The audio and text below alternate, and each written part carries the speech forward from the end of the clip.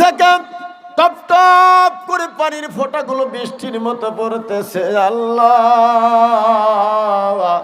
নরমের বিছানা গরম বিছানাকে হারাম করে রেখে আসছি, আরামের বিছানা।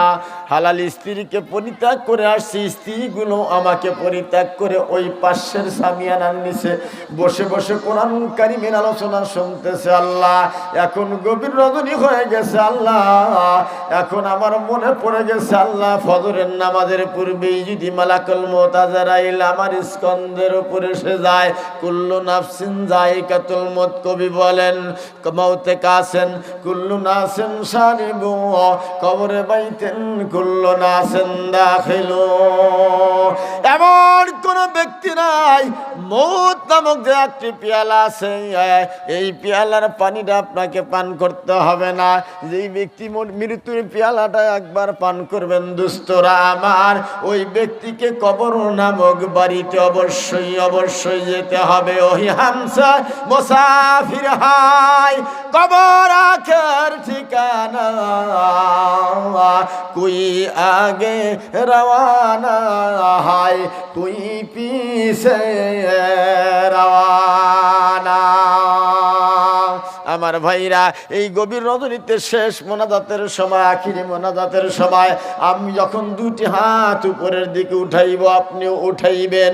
আপনার যদি জাহান্নামের কথা মনে পড়ে যায়, মালাকুল মউত আজরাইলের কথা যদি আপনার মনে পড়ে যায়, কবরের আযাবের কথা যদি আপনার মনে পড়ে যায়, আপনি যদি চোখের কোটর থেকে দু ফোঁটা পানি বের করে আল্লাহরে ডাক দেন, আল্লাহ, আমার আল্লাহ বলেন ওয়াইজা সালাকা ইবাদি আন্নি, আমার বান্দা যখন আমারে ডাকবে ফাইন্নি করিব, জোরে কর আল্লাহু আকবার। কোন ব্যক্তি যদি হাদিস শরীফের মধ্যে আসছে, কালামুল্লাহ শরীফের আয়াত তেলাওয়াত শোনার পর যদি আল্লাহু আকবারের ধ্বনি একবার দেয়, আমার আল্লাহ রাসূল বলেন ওই ব্যক্তির জীবনে এক বৎসরে বান্দা যতগুলা গুনাহ করেছে সমস্ত গুনাহগুলো আল্লাহ মাফ করে দেন। আমার ভাইরা, আমার আল্লাহ বলেন বান্দা যখন কাঁদতে থাকবে, চোখের কোটর থেকে যখন পানির ফোঁটাগুলো দর দর করে পড়তে থাকবে, আমি আল্লাহ তাআলা আমার আরশে আজিমের মধ্যে রহমতের জুস পয়দা হয়ে যায়। জোরে কন্না সুবহানাল্লাহ। আমি আল্লাহ তাআলা আর সাজিমের মধ্যে থাকতে পারি না রে বান্দা, আমি দৌড়াইয়া বান্দার কাছে হাজিরা দেই।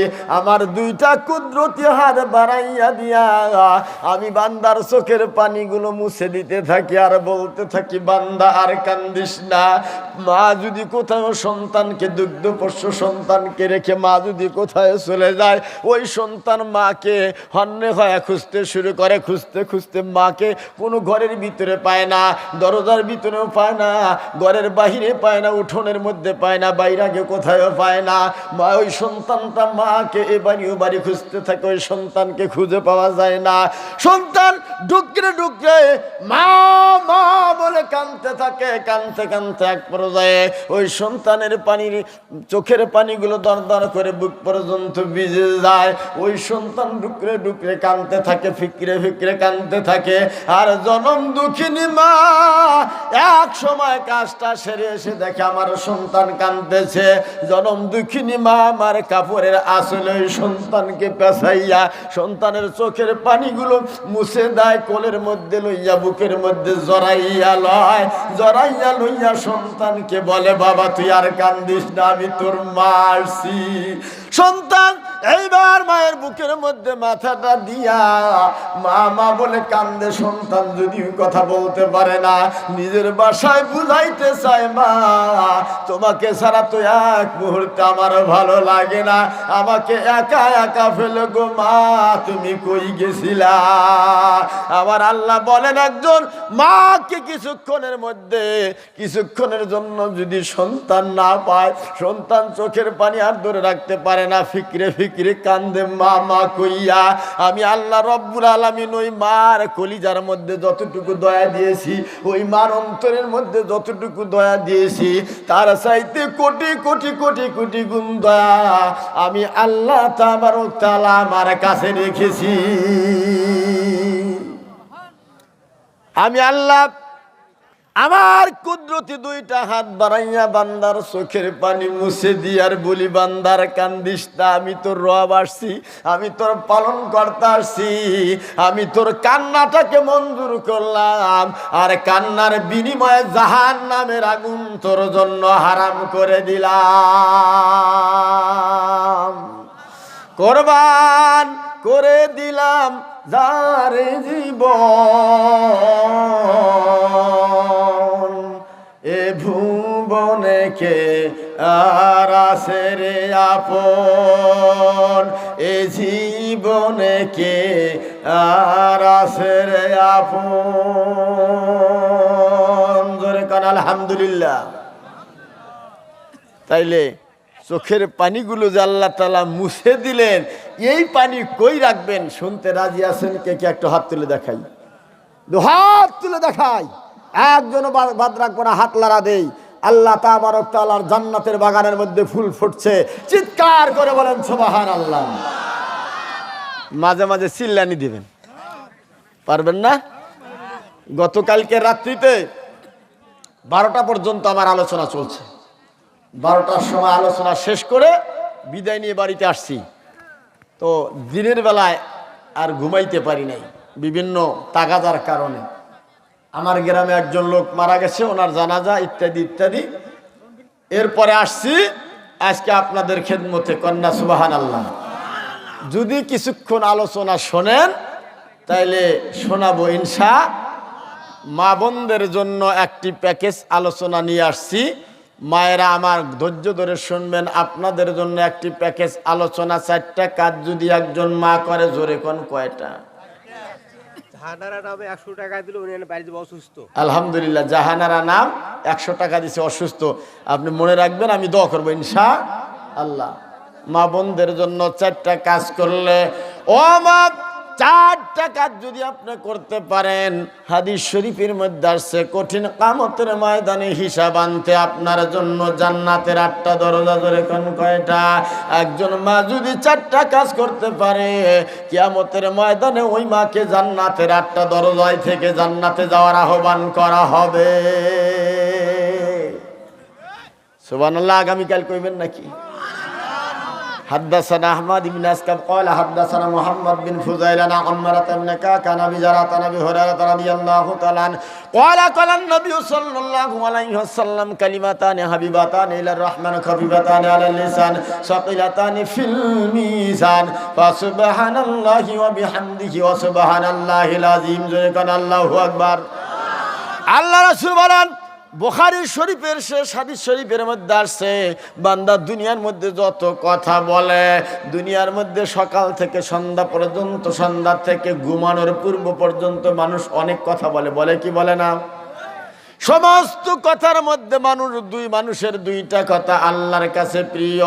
এই 2টা কথাকে যদি মিজানের পাল্লায় তুলে দেওয়া হয়, আর 2টা কথা যদি জবানের দ্বারা উচ্চারণ করতে যায়, মানুষ জবানে উচ্চারণ করতে, জিহ্বায় উচ্চারণ করতে হালকা হয়ে যাবে। আর 2টা কালেমাকে যদি মিজানের পাল্লায় তুলে দেওয়া হয়, তামাম পৃথিবীর সব কিছুকে এক পাল্লায় তুলে দেওয়া হবে। ওই কালেমা দুটিকে যদি অপর পাল্লায় তুলে দেওয়া হয়, আমার নবী বলেন কালেমার পাল্লাই ভারী হয়ে যাবে। ওই কালেমা দুটো হলো সুবহানাল্লাহি ওয়া বিহামদিহি ওয়া সুবহানাল্লাহিল আযীম। এই জন্য সম্মানিত হাজিরিন, মাঝে মাঝে একটু সুবহানাল্লাহ, আলহামদুলিল্লাহ, মারহাবা একটু বলবেন। রাজি আছেন তো ইনশাআল্লাহ? উপকার হবে 2টা। জোরে কোন কয়টা? দুইটা উপকার হবে। এক নাম্বার উপকার হলো আপনি সুবহানাল্লাহ বলার কারণে সঙ্গে সঙ্গে একবার সুবহানাল্লাহ বলবেন। সুবহানাল্লাহ বলার কারণে আসমান আর জমিনের মাঝখানে যত ফাঁকা জায়গা আছে এই ফাঁকা জায়গাগুলো নেকি আর নেকি দ্বারা পরিপূর্ণ করে দেওয়া হবে। দুই নাম্বার কারণ হলো আপনি যদি সুবহানাল্লাহর চিৎকার একবার মারেন, আপনি ওয়াজ শুনতে আসছেন, আপনার ঘুমের আড়ষ্টতা এসে যাবে, এই ঘুমের আড়ষ্টতা আপনার ভেঙ্গে যাবে। আপনি ওয়াজ শোনেন, একদিন আমরা ওয়াজ করি প্রতিদিন, ঠিক না বে ঠিক? আমাদের ঘুম ধরে না? আমাদের কি ঘুম আসে না? মুসা আলাইহিস সালাতু ওয়াস সালাম আল্লাহকে একদিন প্রশ্ন করলেন। মুসা মাঝে মাঝে কিছু মানে অসামঞ্জস্যশীল প্রশ্ন আমাদের কাছে মনে হয়, এই প্রশ্নগুলো করছেন আল্লাহকে। কয়, আল্লাহ, সাতটা আসমান বানাইলা, জমিন বানাইলা আল্লাহ, আসমান আর জমিনের মধ্যে কতগুলো মাখলুকাত বানাইলা আল্লাহ, এই মাখলুকাত গুলোকে তুমি নিয়ন্ত্রণ করো রে মাওলা, তোমার কি কোনোদিন ঘুম হয় না? আল্লাহ, তুমি কি ঘুমাও না? মুসাকে আল্লাহ কয়, মুসা, আমি ঘুমাই কি ঘুমাই না এইটা সকালবেলা জবাব দেব। জোরে কন, কোন সময়? কোন সময়? আর একটু জোরে কন। আপনারা শুনবেন কখন? এখন। এখন আলহামদুলিল্লাহ আমার সময় কম, আপনারা দেখি ওয়াজ শোনার জোন। হ্যাঁ, এবার আল্লাহ রাব্বুল আলামিন মুসা আলাইহিস সালাতু ওয়াস সালামকে বললেন, রে মুসা, আমি ঘুমাই কি ঘুমাই না এই জবাবটা দিব তোমাকে কিছুক্ষণ পর, অর্থাৎ সকালবেলা। এইবার মুসা আলাইহিস সালামকে ডান হাতে একটা কাচের পাত্র, বাম হাতে একটা কাচের পাত্র দিয়ে বললেন, রে মুসা, সারা রাত এইখানে দাঁড়াইয়া দাঁড়াইয়া দুই হাতে দুইটা কাচের পাত্র ধরে থাকবা, একটাও যেন পরে ভেঙ্গে না যায়। মুসা আলাইহিস সালাতু ওয়াস সালাম একটা কাচের পাত্র এই হাতে আর একটা কাচের পাত্র ডান হাতে, দুই হাতে ধরলেন। তাফসীরের কিতাবের মধ্যে আসছে এক একটা কাচের পাত্রের ওজন ছিল 40 মণ। কয় মণ? একজন জবরদস্ত নবী, সবচাইতে শক্তিশালী নবী, সবচাইতে রাগী নবী, যেই নবীর যখন রাগ উঠতো মাথার চুলগুলো পাগড়ি ভেদ করে খাড়া হইয়া বাহিরে বের হয়ে যাইত।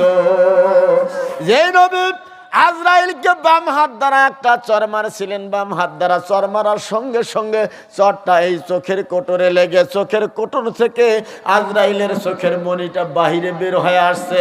আল্লাহর কাছে চোখ ধরে দৌড়ায় যা, কয়, আল্লাহ, তামাম পৃথিবীর সমস্ত মানুষের রূহ আমি কবজ করি আল্লাহ, কোনোদিন তো আমার উপরে কোনো আজরাইলকে দেখি নাই। আজকে যেই বান্দার কাছে, যেই বান্দার রূহ বের করার জন্য তুমি আমারে পাঠাইলা মাওলা, ওই বান্দা দুনিয়ার কোনো সাধারণ মানুষ নয়, ওই বান্দা আমি আজরাইলেরও আজরাইল। বাবা রুহুর বাবা আছে না? কি বলেন, বাবা রুহুর বাবা আসেনি নাই?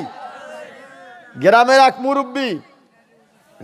এক মুরব্বী শুধু মাঝে মাঝে বয়ান দেয় যে আমার চাইতে বয়স্ক মানুষ এই গ্রামে নেই, আমার সম্মান দিবে না। আর একজন বলে যে, চাচা, একটু বাহিরে বের হয়ে দেখেন যে আপনার চাইতে বাবা, আপনার চাইতে বয়স্ক মানুষ আছে কি নাই।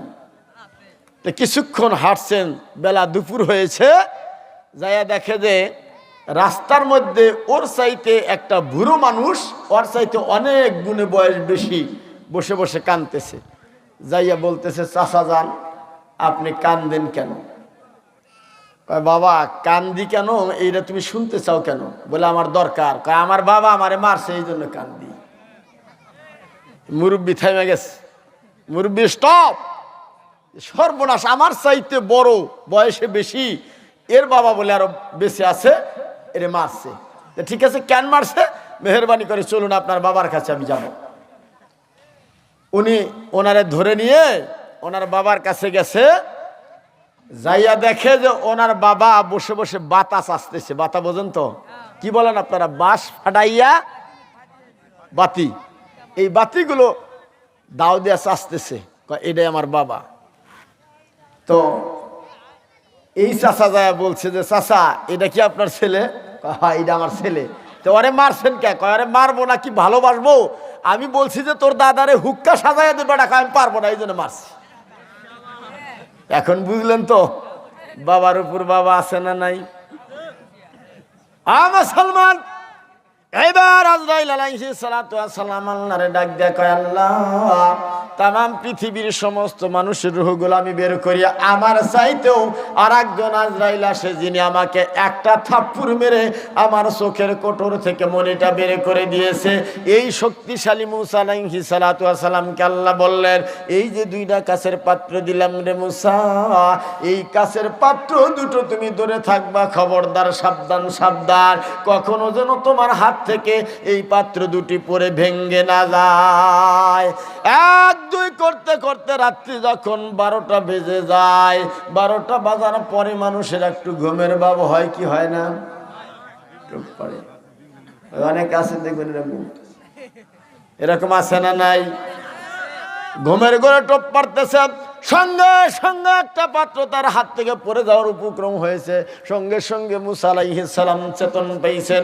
চেতন পাওয়ার পর দুই হাতে দুইটা পাত্র শক্ত করে ধরে রাখছেন। শেষ রজনীতে প্রত্যেকটা গ্রামের প্রত্যেকটা মসজিদের মধ্যে মুয়াজ্জিন উঠে উঠে মাইকের মধ্যে আযান দেয়, আসসালাতু খায়রুম মিনান নাওম।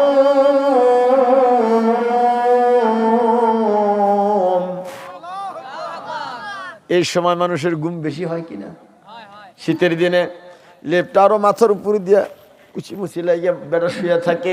বিবি ওরে ধাক্কায়, বিবি যদি পরে হেজাগার হয়, নামাজি হয়, বিবি বলে স্বামী দন রাত্রিবেলায় ঘুমাইছে, ফজরের নামাজের আজান হয়েছে, তাড়াতাড়ি করে ওঠো। স্বামী যদি একটু অলস টাইপের হয়, কয় থাক, তোর তো ঠান্ডা লাগে না, ঠান্ডা পানিতে তোর উজু করা লাগে না। তার মানে হলো যে ওই বুঝাইতে চায় যে তুই তো নামাজ পড়স না, আমারে ধাক্কাস কেন? এরকম হয় কি হয় না? আপনাদের এলাকায় এরকম নাই, আমাদের এলাকায় আছে, আমার এলাকায় আছে ইনশাল্লাহ। সকালবেলা মুয়াজ্জিন যখন ফজরের নামাজের আযান দেয়, ঘুমের আড়ষ্টতা বেশি হয়ে যায়, বান্দা ঘুমাইতে থাকে, আর শয়তান তিনটা গেরা দেয়। আখিরি জামানার পয়গম্বর নবী মুহাম্মদ রাসূলুল্লাহ সাল্লাল্লাহু আলাইহি ওয়াসাল্লাম বলেন, মানুষ যখন রাত্রিবেলায় ঘুমাইয়া যায়, শয়তান তিনটা ঘিরা দেয়। জোরে কোন কয়টা? তিনটা ঘিরা দেয়। বান্দা যদি ফজরের আযান শোনার পরে উঠে, তাইলে একটা ঘিরা কাটা হলো। এরপরে বান্দা যদি ওযু করে ঠান্ডা পানি দিয়া 2 নাম্বার ঘিরাটা কাটা হলো। এরপরে বান্দা যদি পা দিয়ে হেঁটে হেঁটে মসজিদে নামাজের মুসাল্লায় দাঁড়িয়ে যায়, ওই বান্দা শয়তানের তিনটা ঘিরাই কেটে দিল। কন্যা সুবহানাল্লাহ। এই সময় মুসা আলাইহিস সালাতু ওয়াস সালাম এইবার ঘুমের ঘরে টপকে পড়তেছেন। কোন সময়? মুসার অজান্তে তার হাত থেকে কাচের পাত্র দুটো পরে ভেঙ্গে চুরমার হয়ে গেছে। সঙ্গে সঙ্গে আল্লাহর ডাক দিয়ে কয়, আল্লাহ যেই আমানতটা আমার হাতে দিছিলা গো মাওলা, আমি তো রক্ষা করতে পারলাম না। এইবার আল্লাহ রব্বুল আলামিন ডাক দিয়ে কয়, মুসা তুই না বলছিলি আমি আল্লাহ ঘুমাই কিনা? এখন আমার জবাব এসেছে রে মুসা। দুনিয়ার কোন বস্তু দেই নাই, দুনিয়ার কোন রাজত্বের বার তোর কাছে দেই নাই, একটা সমাজের বার তোর কাছে দেই নাই, একটা বাড়ির দায়িত্ব তোর কাছে দেই নাই রে মুসা। আমি মাত্র 2টা কাচের পাত্র, মাত্র 40 কয় মন? জোরে কোন কয় মন? আরো জোরে কোন কয় মন? 40 80 মন ওজনের 2টা পাত্র আমি তোর 2 হাতে দিলাম। এই পাত্র দুটো তুই ধরে রাখতে পারলি না রে মুসা। আমি যদি ঘুমাইয়া যাই রে মুসা, এক মুহূর্তের মধ্যে তামাম পৃথিবীটা ধ্বংস হয়ে যাবে। তার মানে আল্লাহ ঘুমান না? আল্লাহ কি করেন না? আল্লাহ ঘুমান না। এই জন্য বান্দা আপনি যখন আমার আল্লাহরে ডাক দিবেন, আল্লাহ চোখের পানিগুলো মুছে দিলেন। এই পানিগুলো কি করবেন? আখিরি নবী মুহাম্মদ রাসূলুল্লাহ সাল্লাল্লাহু আলাইহি ওয়াসাল্লাম বলেন, হাসরের ময়দানে আল্লাহ তাবারক তাআলা 7 তবক জমির নিচ থেকে জাহান্নামকে বেঁধে নিয়ে আসবেন। এই জাহান্নামের মধ্যে, এই জাহান্নামের সারা শরীরের মধ্যে 70,000 লাগাম পরানো থাকবে। এক একটা লাগাম 70,000 করে ফেরেশতারা পিছন থেকে টেনে ধরবে। ওই জাহান্নামটা কিয়ামতের ময়দানের দিকে, হাসরের ময়দানের দিকে লাফাইতে লাফাইতে ক্ষুধার্ত বাঘিনীর মতো চিৎকার করতে করতে গর্জন করতে করতে তর্জন গর্জন করতে করতে আসতে থাকবে। আমার আল্লাহ রব্বুল আলামিন ডাক দিয়ে বলবেন, ও ফেরেশতারা, ওই জাহান্নামের শরীরে 70,000 লাগাম পরাইয়া দিয়েছি। ওই লাগামগুলো যদি এক একটা লাগামের সাথে 70,000 করে ফেরেশতা তোমরা ধরেছ, তোমার হাত থেকে যদি লাগামটা ছিঁড়ে যায়, তোমার হাত থেকে যদি লাগামটা একবার খসে যায়, জাহান্নাম এত দ্রুত গতিতে আসতেছে, এক গ্রাসে কিয়ামতের ময়দানের সমস্ত মানুষগুলোকে খেয়ে ফেলবে। আমি আল্লাহকে বিচার কার্য করতে দেবে না। এই সময় আখির জামানার পয়গম্বর নবী মুহাম্মদ রাসূলুল্লাহ সাল্লাল্লাহু আলাইহি ওয়াসাল্লামকে আল্লাহ তাআলা ডাক দিয়ে বলবে, ইয়া রাসূলুল্লাহ, ইয়া হাবিবাল্লাহ, আল্লাহ নবী গো, আপনি তাড়াতাড়ি করে আমার কাছে আসুন। বিশ্ব নবী এইবার যখন আল্লাহর কাছে আসবে, আল্লাহ তাবারক তাআলা আল্লাহ রাসূলকে 1 চুল্লি পানি দিবেন। কয় চুল্লি? এই হাতের তালুর মধ্যে যেটা থাকে এটাকে আমরা বলি চুল্লি। কোরআনুল কারীম হাদিসের ভাষায় চুল্লি, বইয়ের ভাষায় চুল্লি। 1 চুল্লি পানি দিবেন। আখিরি জামানার পয়গম্বর ওই পানিটা লইয়া যাইয়া যেই জাহান্নামকে 70,000 লাগাম পরাইয়া 70,000 ফেরেশতা এক একটা লাগামের সাথে ধরিয়া পিছন থেকে টেনে রাখতে পারতেছিল না, লাগামটা ধরে রাখতে পারতেছিল না, ওই জাহান্নামের কাছে যাইয়া আখিরি জামানার পয়গম্বর 1 চুল্লি পানিটা এরকম ভাবে জাহান্নামের দিকে ছিটকায় মারবেন। ছিটকায় মারার সঙ্গে সঙ্গে জাহান্নাম যত দ্রুত গতিতে আসতেছিল, অত দ্রুত গতিতে জাহান্নাম পিছনের দিকে চলে যাবে। কন্যা সুবহানাল্লাহ। সঙ্গে সঙ্গে মুহাম্মদ রাসূলুল্লাহ সাল্লাল্লাহু আলাইহি ওয়াসাল্লাম জমিনে সিজদায় পড়ে ডাক দিবেন, আল্লাহ,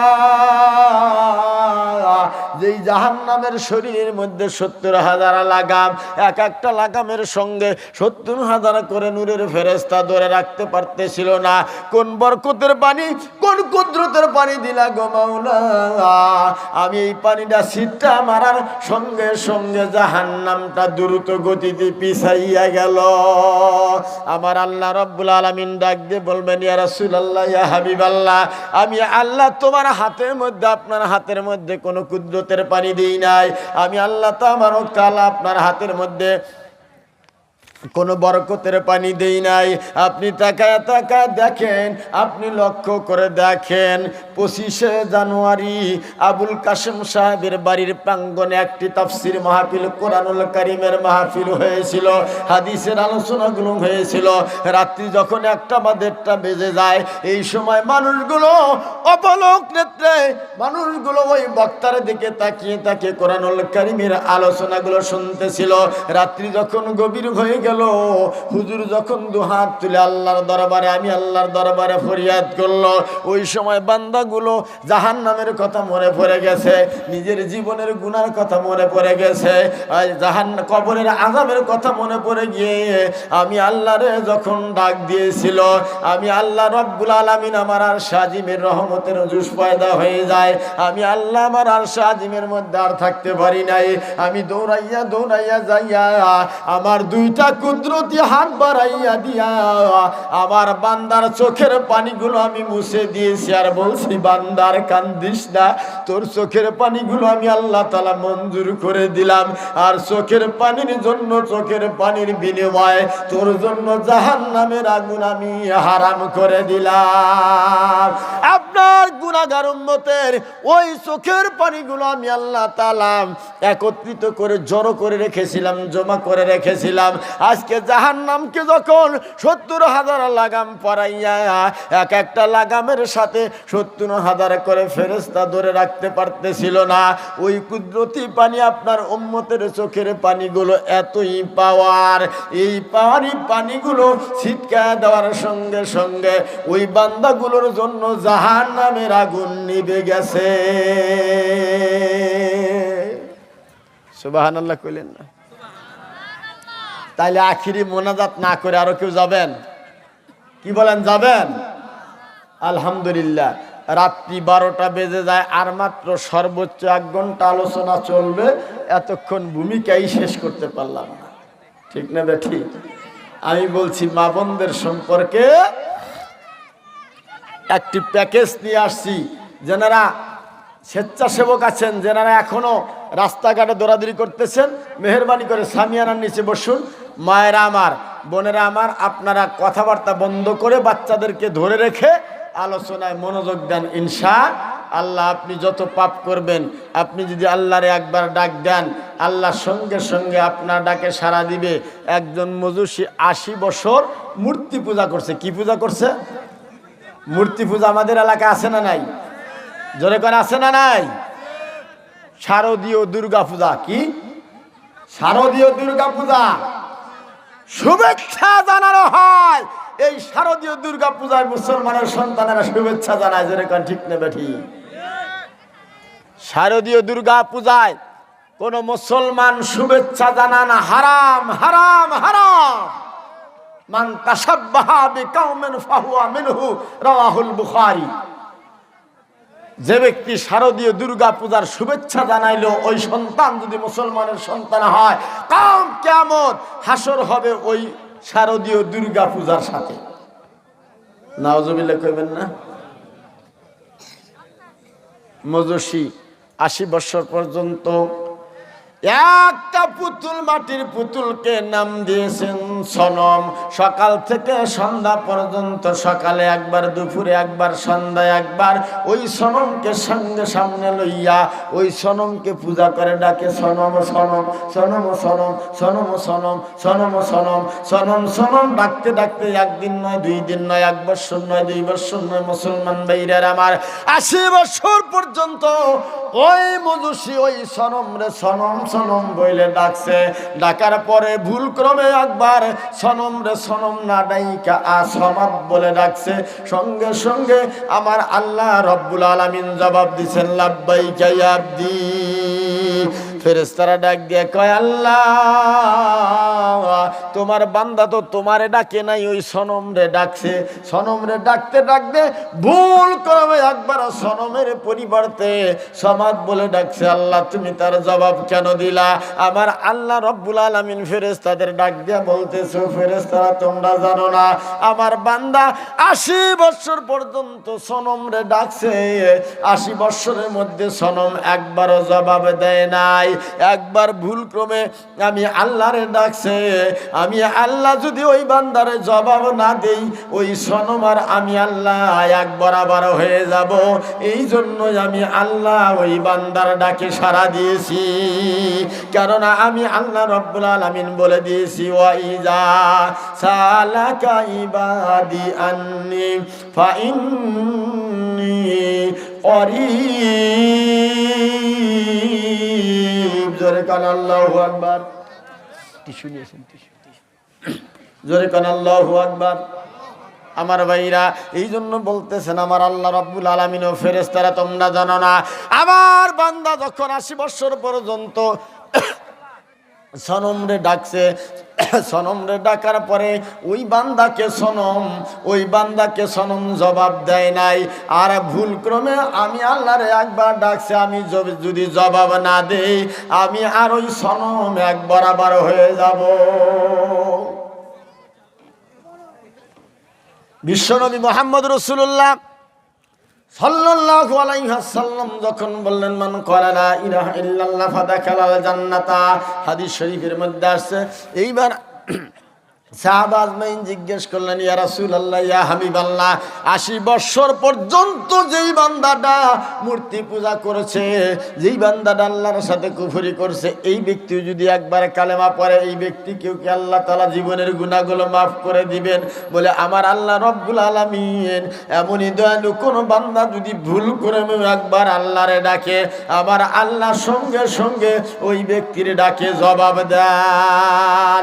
আল্লাহ রাসূলের একজন সাহাবী এসে আল্লাহ রাসূলের দরবারে ফরিয়াদ করতেছে, ইয়া রাসূলুল্লাহ, ইয়া হাবিবাল্লাহ, আল্লাহর নবী গো, আমি তো জীবনে কত না গুনাহ করেছি, ইয়া রাসূলুল্লাহ, ইয়া হাবিবাল্লাহ, এরপরে যখন আমি বুঝতে পারলাম আমি ভুল পথে পরিচালিত হইতেছি, ইয়া রাসূলুল্লাহ, ইয়া হাবিবাল্লাহ, আপনার হাতের উপর হাত রাখলাম, বললাম আমারে পরায় দেন, লা ইলাহা ইল্লাল্লাহ মুহাম্মাদুর রাসূলুল্লাহ। জোরে কোন সাল্লাল্লাহু আলাইহি ওয়াসাল্লাম। ইয়া রাসূলুল্লাহ, ইয়া হাবিবাল্লাহ, এরপরেও কি আমার জীবনের গুনাহগুলো আল্লাহ মাফ করবে কিনা? বলে তুমি কি পাপ করেছো? এইবার বললেন ইয়া রাসূলুল্লাহ, ইয়া হাবিবাল্লাহ, তাইলে গভীর মনোযোগ দিয়ে আমার কথাগুলো শোনেন ইয়া রাসূলুল্লাহ।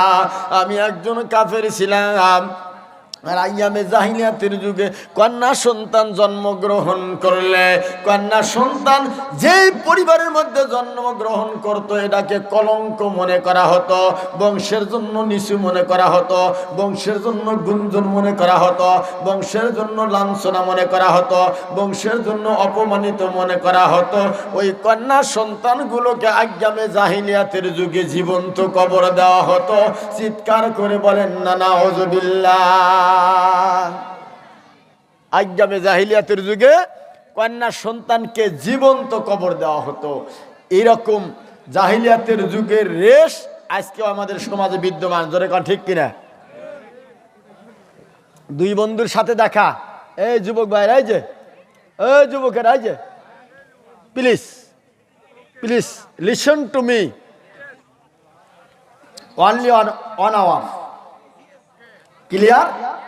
আপনার জীবন পরিশুদ্ধ হয়ে যাবে, চরিত্র উন্নতি হয়ে যাবে। ও যুবকেরা শোনো, when money is lost, nothing is lost, health is lost, something is lost, but character is lost, everything is lost. ও যুবকেরা, যুবকের দলেরা তোমরা শুনে নাও, রাইটার বলছেন when money is lost, যখন আপনার টাকা হারিয়ে যাবে, nothing is lost, তাইলে তোমাকে মনে করতে হবে কিচ্ছু তোমার হারাই নাই। Health is lost, something is lost, স্বাস্থ্যটা যদি ভেঙে যায় মনে করবা সামথিং, সামান্য কিছু হারিয়েছে। ডাক্তারের পরামর্শ অনুযায়ী, প্রেসক্রিপশন অনুযায়ী ওই যুবকেরা রাত্রি যখন 12টা বেজে যায়, আমার সামনে অসংখ্য যুবক পড়ে রাখুন এত বড় একটা মোবাইল নিয়ে রাস্তার ধারে গভীর রজনীতে একা একাই বসে টানতেছে আর দেখতেছে, টানতেছে আর দেখতেছে। তার মানে দেখতে দেখতে রাত্রি যখন 3টা বেজে যায় এসে ঘুমিয়ে যায়। তার মানে বোঝা গেল রাত্রি যখন 12টা বেজে যায় অনলাইনে তুমি কি দেখো এইটা আর মাওলানা আব্দুর রাজ্জাক হেলালির অজানা নাই। ঠিক না বেঠি?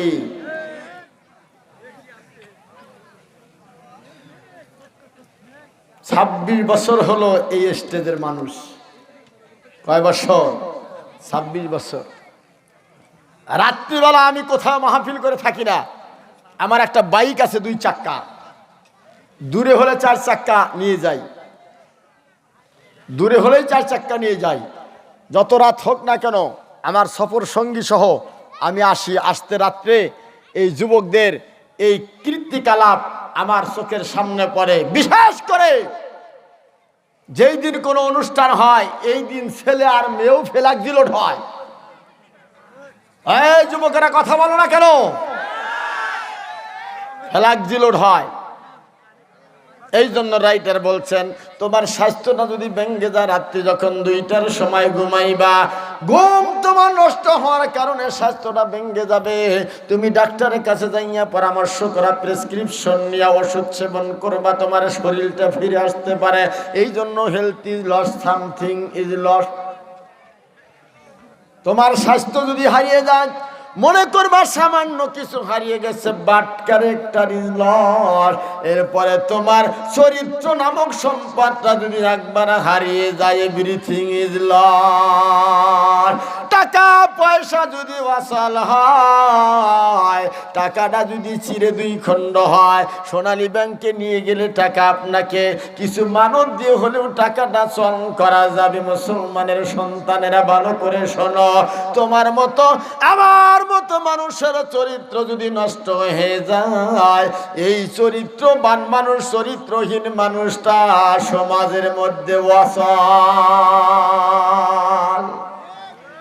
আইয়ামে জাহিলিয়াতের যুগে তোমার চরিত্র কেমন ছিল? মক্কার মানুষেরা, মক্কার যুবকেরা মহিলা মানুষ সুন্দরী যুবতী নারী দেখলে জাপাইয়া পড়তো। একজন যুবতী নারী সুন্দরী রূপসী 18 থেকে 22 বছর বয়স, অবিবাহিত অব্যবহৃত, লিট এনকিলির, সাজগোজ করে সন্ধ্যার পূর্ব মুহূর্তে কোথায় যেন যাবে। ধুধু করে বালুর চর, ধুধু করে মরুভূমির রাস্তা দিয়ে একা একা যায়। সামনের দিকে তাকায়া তাকায়া দেখে একজন যুবক বড় সাজগোজে দাঁড়িয়ে আছে। এই যুবতী নারী চিন্তা করতেছে, হায় রে, এরকম পরন্ত বিকেলে কেন আমি একা একা বের হইলাম? আমি শুনেছি মক্কার যুবকেরা নারীদের দেখলে জাপাইয়া পড়ে। এই নারী, এই যুবক আমার সামনে পড়তেছে, আমার আজকে সতীত্ব রক্ষা করা কঠিন হয়ে যাবে। আল্লাহ, এই মরু প্রান্তরের মধ্যে আমি একজন যুবতী নারী, আমার ইজ্জত আর আবরুর হেফাজতের মালিক তুমি আল্লাহ। আল্লাহ আল্লাহ क्या मुबारक नाम है, अल्लाह अल्लाह आशिकों का कम है।